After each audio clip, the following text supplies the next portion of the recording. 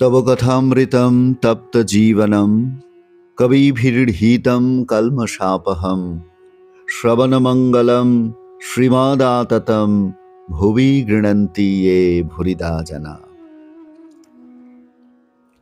শ্রী শ্রী রামকৃষ্ণ কথামৃতের নিত্যদিনের পাঠ ও আলোচনা শিবির আমাদের যে প্রাণারাম বাংলা চ্যানেলের মাধ্যমে চলে, প্রতিদিন প্রতি ঘরে শ্রী শ্রী রামকৃষ্ণ কথামৃত তার 20তম পর্বে দেখতে দেখতে আমরা আজ উপনীত হয়েছি। আমরা 7ম পরিচ্ছেদে রয়েছি। শ্রী শ্রী রামকৃষ্ণ কথামৃতের 7ম পরিচ্ছেদের শুরুর দিকে আমাদের পাঠ। শ্রীরামকৃষ্ণ কেদারের প্রতি। বিশ্বাসের কত জোর তা তো শুনেছ। পুরাণে আছে, রামচন্দ্র যিনি সাক্ষাৎ পূর্ণ ব্রহ্ম নারায়ণ, তাঁর লঙ্কায় যেতে সেতু বাঁধতে হলো। কিন্তু হনুমান রাম নামে বিশ্বাস করে লাফ দিয়ে সমুদ্রের পাড়ে গিয়ে পড়ল, তার সেতুর দরকার হয় নাই। সকলের হাস্য। বিভীষণ একটি পাতায় রাম নাম লিখে ওই পাতাটি একটি লোকের কাপড়ের খোঁটে বেঁধে দিচ্ছিল। সে লোকটি সমুদ্রের পাড়ে যাবে।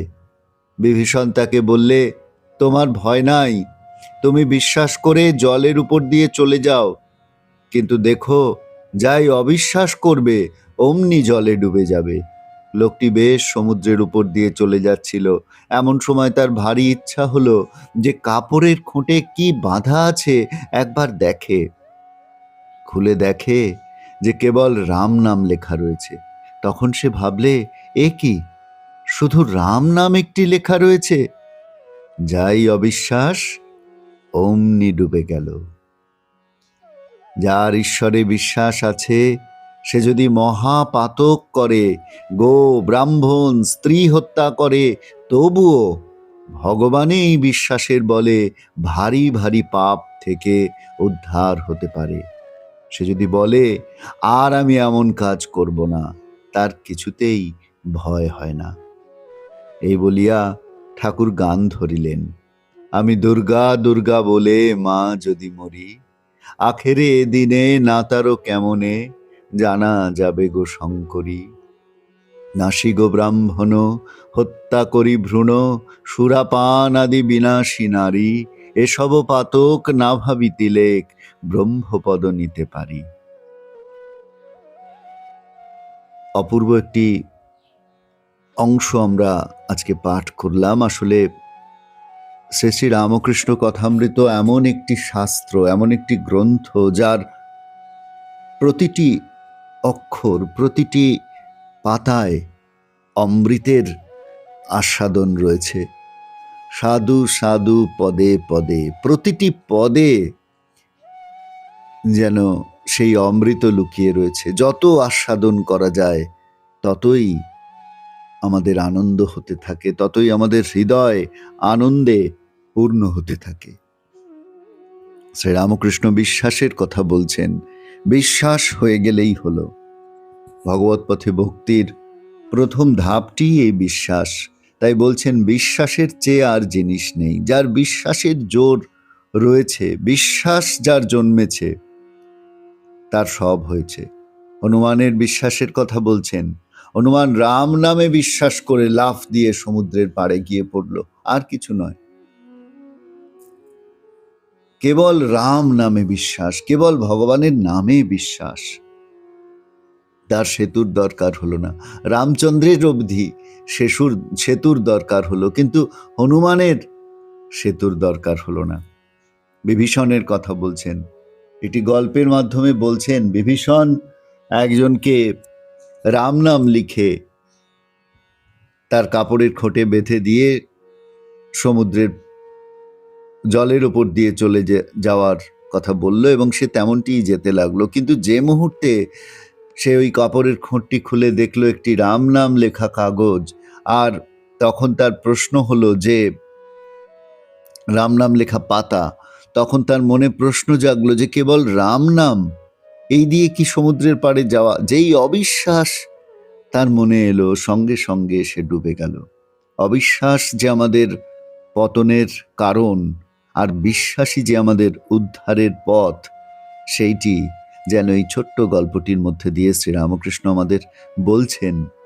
বিশ্বাস থাকলে জন্ম জন্মান্তরে যত পাপ আমরা করে থাকি না কেন, সেই পাপ থেকে উদ্ধারের পথ আছে।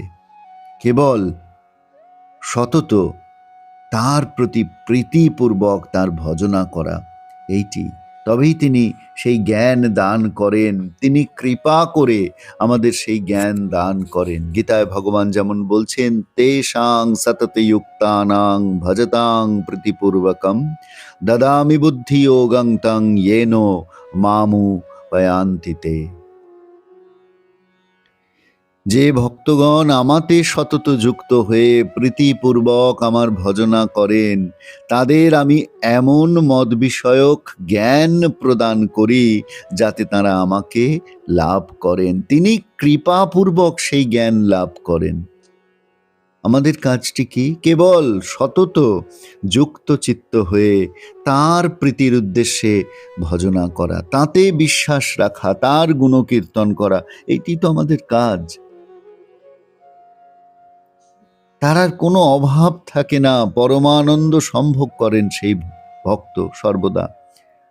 এই শ্লোকের ব্যাখ্যায় শ্রীধর স্বামী একটি কথা বলেছেন যে শ্রী ভগবান বুদ্ধিযোগ দিয়েও তার অনুভব, অর্থাৎ সাধকের অপরোক্ষ অনুভূতি না হওয়া পর্যন্ত ওই বুদ্ধিযোগ আশ্রয় করে ভক্তের অবিদ্যাজনিত সংসার পুনরাবৃত্তি নাশ করে থাকেন।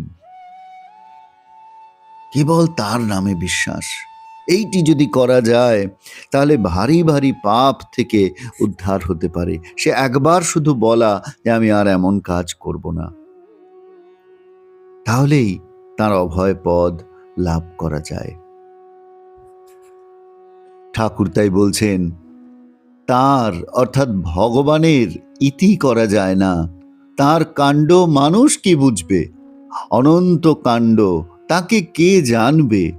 আমি জানবার চেষ্টাও করি না, আমি কেবল মা মা বলে ডাকি, মা যা করেন। শ্রীরামকৃষ্ণ আমাদের শেখাচ্ছেন কেমন করে তার নামে বিশ্বাস করে, তাতে আত্মসমর্পণ করতে হয়। তিনি অঙ্গুষ্ঠ মাত্র পুরুষ একদিকে, আবার তিনি সহস্র শীর্ষা পুরুষ, সহস্রাক্ষ সহস্রপাত। তাকেই নমস্তে অস্তু বিদ্যুতে, নমস্তে স্থানৈত নবে ইত্যাদি বাক্যে স্তুতি করা হচ্ছে। তাই তাকে জানা সে তো অতি দুর্লভ ব্যাপার।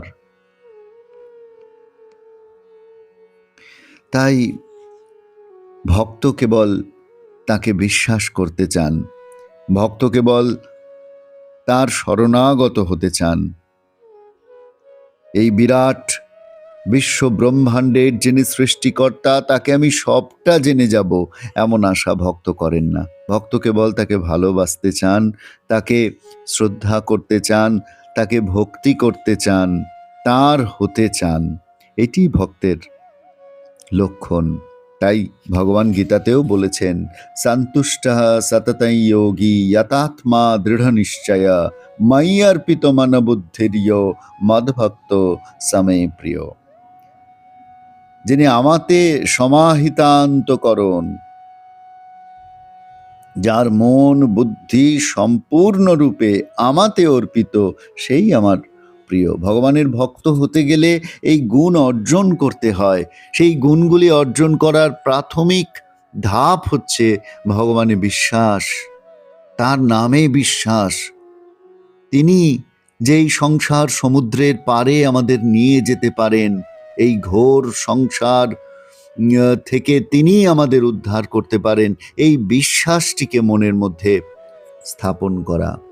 यो न हृष्यति न द्वेष्टि न शोचति न कांक्षति शुभाशुभ परित्यागी भक्तिमान यसमे प्रियः।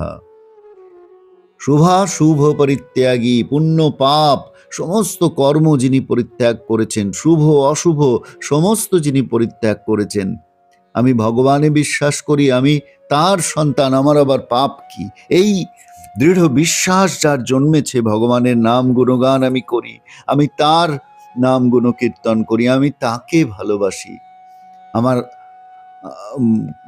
কাপড়ের খোঁটে তার নাম রয়েছে, তিনি আমাকে সতত রক্ষা করছেন, কি হনুমানের মতন একবার আমি তার নাম নিয়েছি, রাম নাম নিয়েছি, আমি সমুদ্র পার করে যাব। এই বিশ্বাস যদি একবার মনের মধ্যে আনা যায়, এই শরণাগতি যদি সত্যি সত্যি আমাদের মধ্যে আসে, তাহলে আর পাপ বলে কিছু থাকে না, সমস্ত পাপ থেকে তিনি আমাদের উদ্ধার করেন।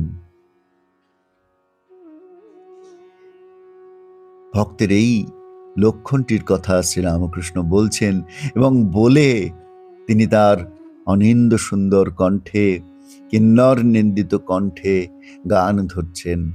আমি দুর্গা দুর্গা বলে মা যদি মরি, আখেরে দিনে না তারও কেমনে জানা যাবে গো শঙ্করী। আমি যদি একবার দুর্গা নাম নিই, তুমি কি পারবে মা আমাকে তাড়ন না করে থাকতে? আমি যে তোমার নাম নিয়েছি, আমি যে তোমার শরণাগত হয়েছি মা, তুমি কি আমাকে রক্ষা করবে না? নাসিগ ব্রাহ্মণ হত্যা করি ভ্রূণ, সুরাপান আদি বিনাশী নারী, এসব পাতক না ভাবি তিলেক, ব্রহ্মপদ নিতে পারি।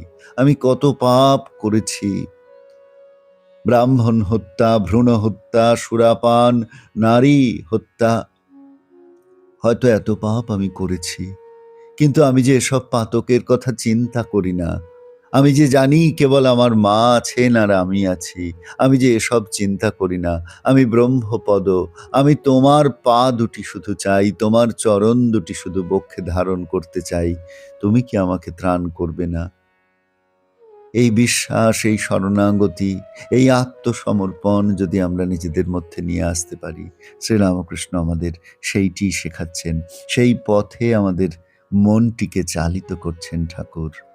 আসুন আজকের এই 20তম পর্বের শেষে আমরা সকলে মিলে যে যেখানে আছি, যেখানে বসে আমরা এই প্রতিদিন প্রতি ঘরে শ্রী শ্রী রামকৃষ্ণ কথামৃত এই অনুষ্ঠানে অংশগ্রহণ করছি, আমরা সকলে মিলে একসাথে ঠাকুরের কাছে প্রার্থনা করি, ঠাকুর তুমি আমাদের মনটিকে সেই সুরে বেঁধে দাও, আমাদের যেন সেই ভগবানের নামে দৃঢ় বিশ্বাসটুকু জন্মায়। সকলকে ধন্যবাদ, নমস্কার জানিয়ে আজকের এই পর্ব শেষ করছি।